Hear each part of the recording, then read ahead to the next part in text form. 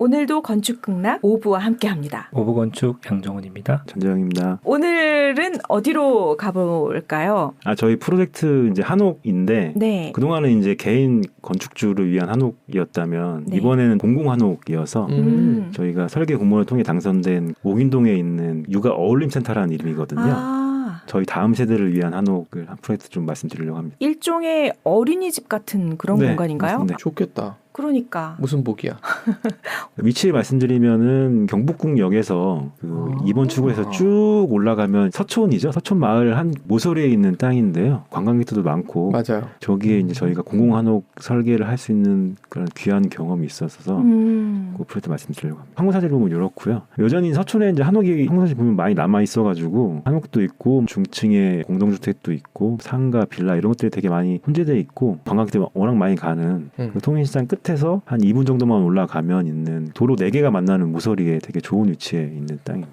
개요를 간단히 말씀드리면은 대지는 한 85평이고요. 아래쪽에 도로가 6m가 끼고 있고 규모는 이제 지하 1층에 지상 2층. 그래서 전체 면적은 한 125평 정도 되는 뭐 작지 않은 크기의 건물입니다. 저희가 2019년에 설계 공모에서 당선이 돼가지고 한 1년간 열심히 설계를 해서 2020년부터 1년간 정도 공사를 해서 2021년 12월에 마무리됐던 프로젝트고 공모부터 설계 과정 큰 갈등이라든지 발주처와 발주처가 SH거든요.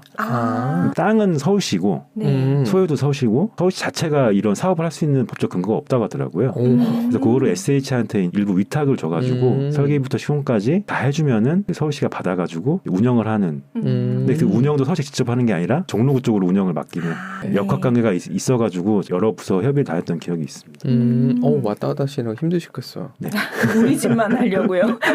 기존에 어땠는지 보면 현황은 이랬거든요. 전봇대 뒷땅이 설계 대상지였는데 전봇대 뒤에 있는 저 2층짜리 집이랑 오른쪽에 있는 한옥까지가 저희 집이었습니다. 그래서 지금 설계 당시에는 비어져 있는 땅이었고 네. 저 오른쪽 한옥은 찾아보니까 예전에는 식당이었더라고요. 무슨 오리 백숙 뭐 이런 닭백숙 저희가 약간 백숙하고 뭔가 연관이 있는 있는데 그런 땅이었는데 그거 이제 한동안 많이 비어져 있던 건데 그걸 서울시에 매입해가지고 여기 짓겠다고 이제 공모를 내보냈던 프로젝트였습니다. 문 열고 들어가 보니까 이런 상황이었더라고요. 그래서 왼쪽 위에 있는 그 도로에 변한 그 한옥 부분이 주방이었고 그 안쪽 안채로 식당에서 앉아서 먹는 그런 모습이었던 것 같고요. 네. 이때도 워낙 도시가 이제 오래되고 뭐 건물에 대한 정보도 전혀 없다 보니까 다 뜯어가지고 실측을 하고 뭐 이랬던 경험이 있습니다. 그래서 도면이 하나도 없다 보니까 그냥 이거를 그냥 생짜로 다 그려가지고 줄자 대고 뭐 이렇게 지붕 모양도 이렇게 점선을 그려보고 거의 현실에 가깝다는 생각에 이렇게 그렸고 뭐 직선은 하나도 없죠. 뭐 다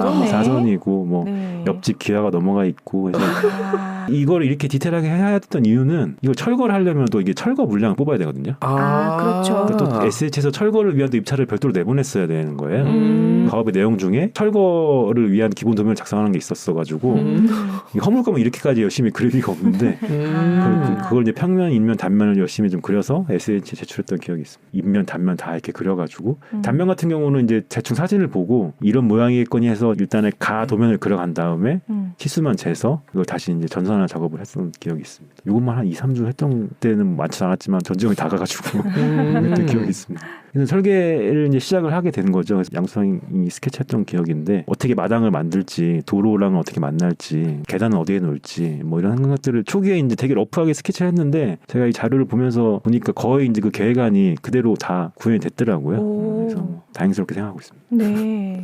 철거를 하고서는 새로 짓는 건물이긴 하지만 이게 약간 신축이라기보다는 도시재생의 차원인 것 같더라고요.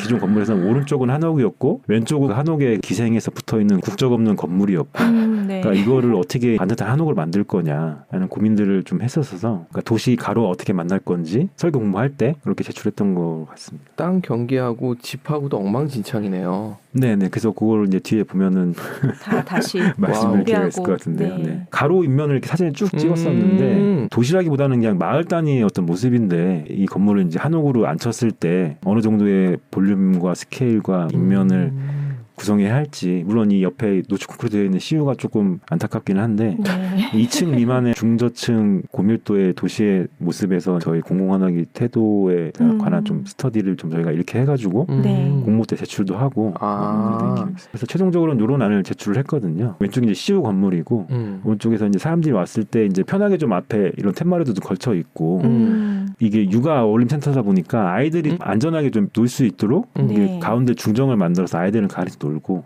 어른들은 이제 밖에 도시 툇마루라든지 아니면 이런 노마을에 좀 겉에 앉아서 놀고 뭐 그런 생각으로 설계를 했었고요. 그래서 이런 모형도 만들고 그때 뭐 이거는 꼭 우리가 돼야 된다 하는 오.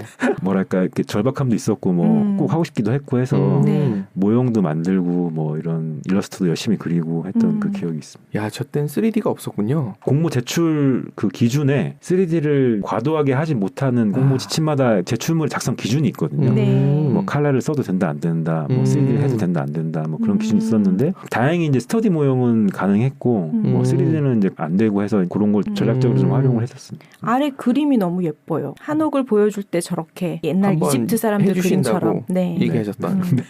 통일시장에서 모서리에서 보면은 뭐 이런 모습일 거라고 상상을 저희가 좀 했었고요. 그래서 실제로 이렇게 완성이 됐죠. 이 앞에 누마루는 그러니까 마을로 내어진 부분이어가지고 건물에 오는 사람이 아니어도 네. 그냥 누구나 뭐 잠깐 앉아서 좀 쉬었다 갈 수 있는 그런 마루 건물이었고 2층 한옥이다 보니까 왼쪽 메스는 모서리 쪽으로 튀어나와 있는데 오른쪽 메스는 이제 희우당에서 보여드린 것처럼 반켜 뒤로 물려 있거든요. 네. 건물이 이제 한옥이 아무래도 2층이면 볼륨이 크다 보니까 그걸 좀 더 상쇄하고자 했던 그런 뭐 여러 가지 전략들이 좀 있었습니다. 근데 에피소드를 말씀드리면 이때 저희가 용산에 사무실에 있었는데 저희 용산 사무실 그때 건물 이름이 삼미빌딩이었거든요. 근데 네. 현장 바로 앞에 철물점이 삼미점이더라고요. 운명이었네. 이건 뭐 데스티니였구나.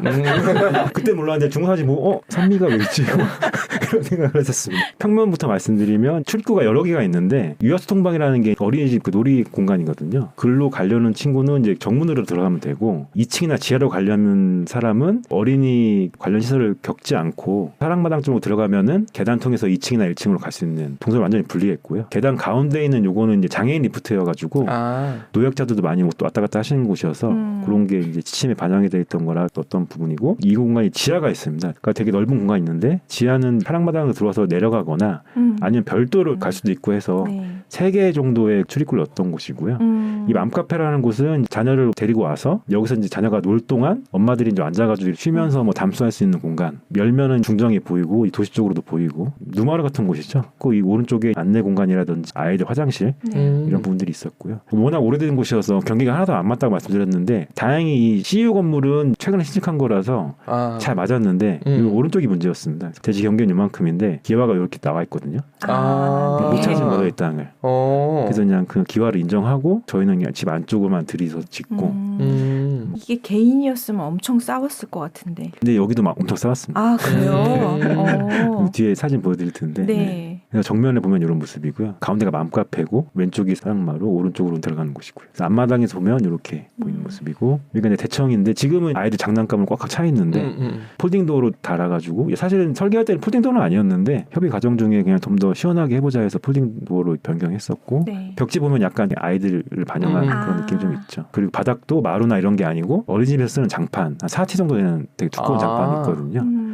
그래서 아이들 안전을 좀 고려한 뭐 그런 설계를 했습니다. 그래서 맘카페에서 보면 앞에 마을이 보이기도 하고 반대쪽에 누마루가 보이기도 하고 네. 누마루에서 보면 또 맘카페가 보이고 서울시에서 한옥을 지을 때는 주차장을 안 넣어도 되거든요. 그래서 여기는 주차장이 법적으로 필요 없어가지고 설계가 좀 자유로웠던 부분이 있습니다. 네. 2층으로 올라오면 2층은 사실은 설계할 때는 어떤 목적으로 쓰겠다 하는 별도의 지침이 없어가지고 그 당시만 해도 종로구에서도 뭐 여기를 뭘 써야 할지 잘 모르겠었어서 그냥 최대한 많은 실을 확보해달라는 요구사항만 있었어가지고 네. 그렇게 다목적실을 여러 개 좀 만들었던 기억이 있고요.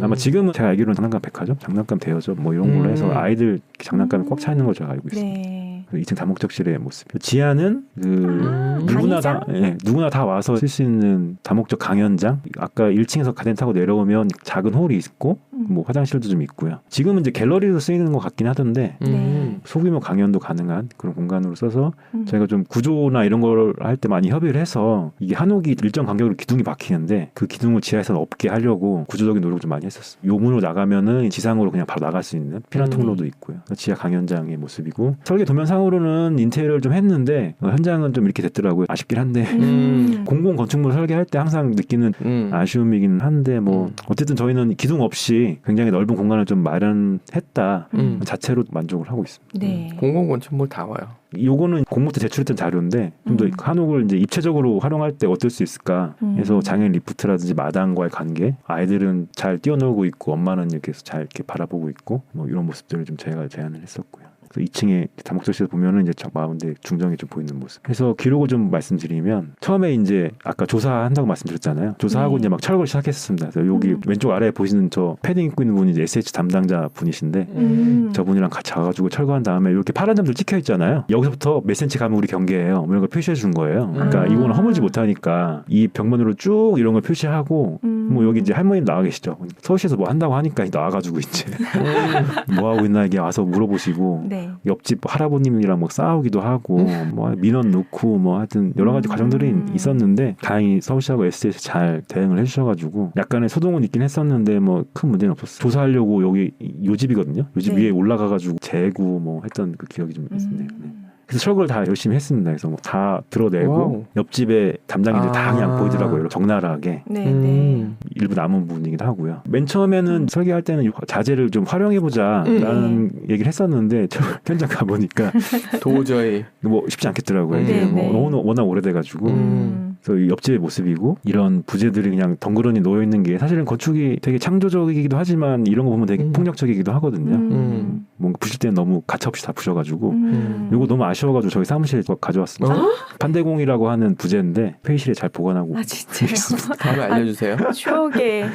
근데 또 긍정적으로 활용한 부분이 이 기존 건축물 이렇게 조사다 보니까 여기 상량이 이렇게 있더라고요. 네. 아. 근데 한자가 잘 보이진 않는데 아마 1960년대쯤에 지은 것 같아서 근데 요거를 이제 저희가 체크해둬가지고 킵을 해뒀고요. 네. 여기도 저희 늑내리처럼 와, 서울이다 보니까 발굴조사했구나. 발굴조사를 세상에. 했었습니다. 다행히 뭐 특이사항은 없어가지고 그냥 네. 뭐 공사를 다 그냥 그대로 진행을 했었고요.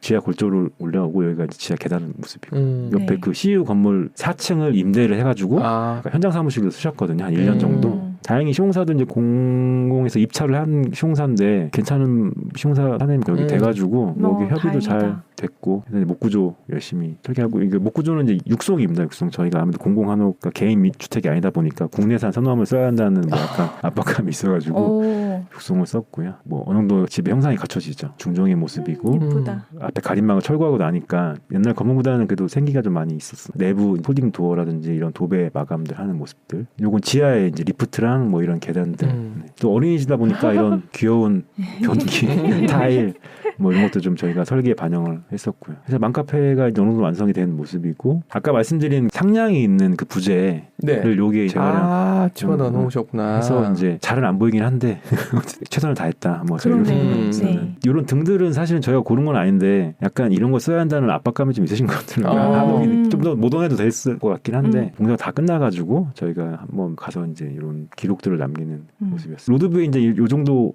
이제 완성이 됐는데 네. 어쨌든 이 통일시장에서 이렇게 쭉 올라와서 보면 가장 첫 모서리에서 만나는 부분이라 마을로 이제 저층부가 이게 투명하게 열려가지고 시민들 좀 와서 좀 촬영할 수 있게 지금은 이렇게 되어 있습니다. 내부에 여러 가지 이제 가구라든지 장난감들이 이렇게 들어와 있고 서울시 공공한옥이라는 웹사이트가 있거든요. 네. 네. 한옥.서울.go.kr인데 거기 들어가면은 이제 서울시에서 운영하는 많은 공공한옥들의 설명과 여러 가지 있어요. 서울시 거주자면 누구나 다 이제 예약을 하면은 제가 알기로 아마 2시간인가로 시간 제한이 있는 걸 아는데 네. 무료로 아마 아이들이 뛰어놀 수 있는 공간을 제공하는 것 같더라고요.